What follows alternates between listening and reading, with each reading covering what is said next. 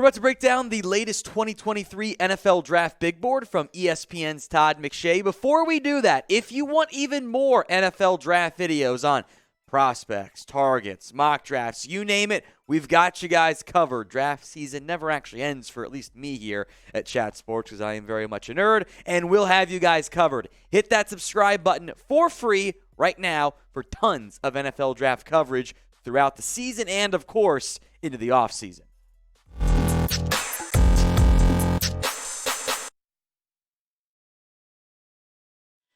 You guys are watching NFL Daily. I am Tom Downey. It is time for a new look at the updated Todd McShay 2023 NFL Draft Big Board. He's got 32 prospects ranked.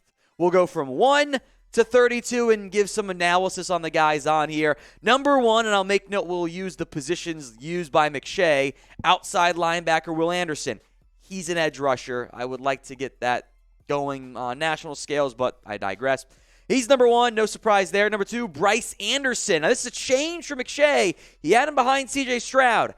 I agree with Todd. I think Bryce Anderson, despite the very valid size concerns, is a better prospect than C.J. Stroud, who does check in at number 3 on our list. There's a lot of red. There's a lot of red teams on there. The top 4 do not change on this version of the big board in terms of who the 4 prospects are. The ordering does shuffle around a little bit. Jalen Carter, the Georgia, big difference there. Georgia defense lineman who's been banged up, getting healthier now, I do think is on the rise, but Bryce Young moves from 4 to 2. He basically swaps spots with Jalen Carter. Those 4, for the most part, have been viewed as the heavy favorites, with Anderson and the quarterbacks more so being the likely ones there, as the options for the number 1 pick in the 2023 NFL Draft. Who do you think it will end up being? Make those predictions for me in the comment section. Is it Will Anderson, one of the QBs, Jalen Carter? Maybe you go bold with somebody else. It's the pinned comment on today's video. You should know the drill if you've been subscribed for a while. If an ad break comes on YouTube, that's fine. While it plays, head down to the pinned comment and drop your predictions. Myles Murphy goes up a spot from number 6 to number 5. That is the defensive end out of Clemson, having a bit of a breakout year as the Clemson defensive front is playing a little bit better this year. Bryan Bresee is number 6, so back-to-back Clemson players. He's still a little bit more upside than he is full production, but there's a lot of traits to really like out of him, and that's a big reason why he checks in at number 6. Of all the changes, nothing was as big in the last month or so since McShay has done this than Olu Fashanu jumping up to number 7. McShay is 100% right. When we did my last mock draft, links in the comment section description, I had Olu going number 5. He was not ranked on McShay's last big board. Now he is. This is an under-the-radar, nationally known player. Some of us draft nerds are on board, and I'm sure many of you watching are as well. Third-year sophomore, 1 career start entering this year, and he has been awesome. I get shades of a young Tyree Smith. He's 19 years old, folks. He's not going to be 20 until he's not going to be 20 until after the draft. He is a very young and talented player. Still some room to grow, but lots of traits and upside that I really, really like.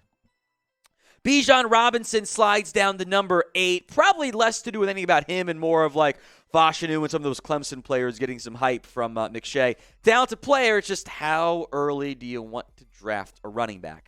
Keely Ringo, the Georgia corner who finally had a nice interception a couple weeks ago, he jumps up to number 9. He was number 12 on McShay's big board. Ringo's a talented traits corner, and we know how much NFL teams love to draft those traitsy guys. That fits very well for Ringo. Not a bad thing, by the way, to draft a traitsy-focused player. Today's NFL Daily is sponsored by Established Titles. It's a fun and novel way to preserve the natural woodlands of Scotland while helping global reforestation efforts. It's a project based on the historic Scottish custom where landowners are referred to as lairds, or lords and ladies in English. Title packs give at least 1 square foot of dedicated land with a unique plot number on a private estate in Edelston, Scotland, and an official certificate with a crest. They plant a tree with every order and work with global charities, One Tree Planted and Trees for the Future, to support global reforestation efforts. You can officially include the title Lord or Lady on your credit card, plane tickets, dating profile, etc. It makes a great last-minute gift. And the first 200 people who purchase a title pack using my link will effectively be next to my plot within a few minutes of walking distance. Depending on how many of you want to become a Lord or a Lady, we can build our own little Chat Sports NFL Daily Kingdom. It makes an amazing last-minute gift. And Established Title is actually running a massive early Black Friday sale right now with discounts up to 80% off. Plus, if you use the code CHAT, C-H-A-T, you get an additional 10% off. Go to establishedtitles.com/chat to get your gifts now and help support the channel. That link, by the way, will be in the comments section and in the description. Let's go to number 10, Tyree Wilson, as this might be a bit of a surprise in terms of him jumping up from number 31 on McShay's board. This is someone we've talked about before, on this channel at least, about Tyree Wilson. Again, Texas Tech, not known for the defensive prospect. You got Jordan Brooks and not much else there. Wilson is highly productive, fantastic size, an A&M transfer. He is a very well-regarded player within NFL circles. I have no complaints really about anything so far on this big board from Todd McShay, which is not always how it goes. Number 11, Paris Johnson, the offensive tackle out of Ohio State, made the move to left tackle. He was viewed as a first-round pick. If he steps up, he's done that so far this year. Peter Skoronski, I'm kind of surprised he jumped up 6 spots, but I think this is where he should be. So McShay's getting on board finally, at least for my opinion. Size will matter. Arm length matters. Don't let anyone tell you otherwise. Size does not matter. It absolutely does. Skoronski does not have great arm length. It's going to be a more extreme version of the Rashawn Slater debate from the previous time. The talented Northwestern left tackle was in a draft class. Number 13, Will Levis, and he moved down from 7 to 13. He has not been very good this year. He's taken a lot of sacks, but NFL teams are going to go, look what the Bills did with Josh Allen. We can do that with Will Levis, even though I'm not sure that's the right route to go. He's not been the most consistent quarterback with reads. I think the overall offense kind of took a downgrade for Kentucky this past year, but don't you want your college quarterback at least elevating and performing better than some of the others? He just hasn't been that great this year. There's major boom or bust here with Will Levis. So, I don't know, is it Will Levis, or is it just Will Levis be good in the NFL? I think it sounds better with Will Levis be good, so I'm going to do that one. But will he be good in the NFL? Sound off for me. I'm not sold. There is still, of course, some more eval time. Y for yes, N for no. Michael Mayer, number 14, the Notre Dame tight end. He'll probably slide a bit because he's not the premier athlete that we've seen at other tight end groupings. But Michael Mayer he's a good blocker. He's reliable. He's tough. He does some good stuff running over guys after the catch. I'm a huge fan. Jordan Addison, number 15. He actually fell down 6 slots. I thought Todd was way too high on him. This makes much more sense. Not the biggest guy, and even though not everyone is watching Pac-12 After Dark games, even though USC is good this year, Addison's been balling. Up several spots is one of my guys, Quentin Johnston, the TCU wide receiver. My player comp is skinny Des Bryant. He's got great size, good body control, catch radius, and he's dangerous after the catch as well. Makes a lot of guys break some tackles. Not going to be like a home run after the catch guy, but he is a tackle breaker, gets some extra yards after the catch guy. Number 17, Christian Gonzalez moving up McShay's board again. National media tends to be behind on some guys. Shout out Dane Brugler for being very much first on Gonzalez, by the way. He's been very good for Oregon. Teams do not like throwing at him, which is, I think, an indication of how talented he is. Joey Porter up a couple spots, but this is about where he should be. Yes, this is Joey Porter's son. He does not play linebacker. He plays corner for Penn State. Big fan of his game. Brian Branch jumps up out of the top 32 from outside of it into number 19. He hasn't played a lot of true free safety. He's kind of more of that overhang, strong safety, box guy. But he's very versatile and is a very strong Alabama defensive back prospect, which teams tend to like. I really like this inclusion. I did not have him in my mock draft. He was one of the first guys out of it. But I love the inclusion of Lucas Van Ness for Iowa. kind of a late riser here. He had 7 sacks in 2021, already up to 6 this year. A lot of pressures, several TFLs, well-rounded prospect. He's a good Iowa player. Testing will matter if he wants to go before A.J. Epinesa did when he came out of Iowa. I think Van Ness, for at least like round 1 sleepers, still qualifies. The definition sleeper can be a bit tricky there. So if you want to go, guy could be a round 1 guy or a later sleeper option, let me know in the comments. An NFL draft prospect you think is a sleeper. Number 21, Jahmyr Gibbs. I'm kind of surprised he jumped into the top 21 after being out of the top 32 last time around. But he's really dynamic once the ball gets in his hands. I like Gibbs a lot. This might be a little bit light for me. Kind of more of he's a well-rounded 3-down back. I think his best value might end up coming, though, in the passing game. There was a while where he's been their leading receiver because Bama doesn't have the talent it used to, folks. I love seeing Cam Smith on here, number 22, the South Carolina cornerback. I think he's behind guys like Gonzalez and Joy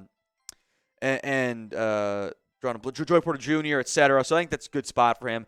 Jaxon Smith-Njigba continues to slide down. He's been hurt. Got 43 yards in 3 games, and that's just he hasn't been healthy. He's, I think, going to be viewed as a slot-only guy because he hasn't done much else at Ohio State. His draft status is weird because he hasn't played very much. Antonio Johnson, one of my guys, the big nickel player, 6'3", 195, has been a bit nicked up there. A lot of tackles, some forced fumbles. I think he's going to be better as kind of a hang-around-the-box safety, but he's a damn good one. O'Cyrus Torrence, the mauling right guard for Florida in that zone blocking scheme. They do a really good job, the Gators do. Overall, Billy Napier's crew from Florida and Louisiana have done a great job of building out some prospects along the offensive line. O'Cyrus Torrence, who transferred with Billy Napier, I should say follow Billy Napier, is next up. Nolan Smith going to be a tough one. Torn pectoral muscle, was playing well, but the production has not always been there. That's okay. We saw Trayvon Walker have not great production and go in round 1.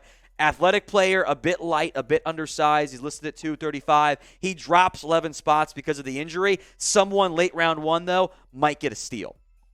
Jared Verse, who blew up this year after transferring from Albany, has been awesome for Florida State when healthy. 6.5 sacks in 9 games, 12.5 TFLs. He's going to be in the late round 1 conversation. Broderick Jones is a good late round 1 option, maybe mid round 1 because, offensive line values there. Not ranked by McShay is this time. He's been in my mock drafts. Again, it's upside. There might be some who think he's better as a guard. He only had 4 career starts entering this year. 2 pressures allowed and 9 starts this year for Georgia. That's pretty damn good. I'm glad to see Trenton Simpson finally crack McShay's top 32. He should have been up there earlier. Kind of does some blitzing, some coverage. He's got a couple pressures, a couple pass breakups. Not always the most reliable tackler. I think there's still, when McShay's final big board is done, possible hot take, Simpson will be much higher on it. One of my guys, Clark Phillips, glad to see McShay ranked in this time around. He is undersized. He's 5'10", 183. It's his listed size, which can always be a bit nosy there. He also has 5 interceptions. So he checks off my big box, playmaker. I love ball skills. Clark Phillips has that in spades. Kind of reminds me of Roger McCreary from Auburn last year, who should have gone earlier, but he was just undersized. That will ding him. Someone will get a playmaker, even if they only try to play him at nickel corner. Another player who's cracked the top 32 for the first time, B.J. Ojulari. That's Aziz's brother, yes, and not the best edge rusher for LSU. That's Harold Perkins. Not draft eligible. Oh, man, that guy's a freak. Sometimes players should be eligible as freshmen.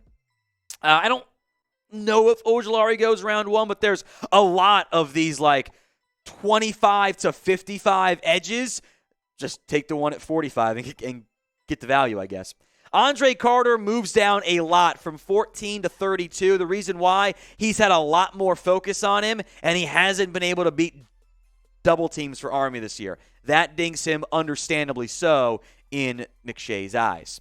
All right, only 32 players, so undoubtedly players being hated on by McShay. Who do you think McShay left off his big board that he really should not have? Let me know in the comment section right now.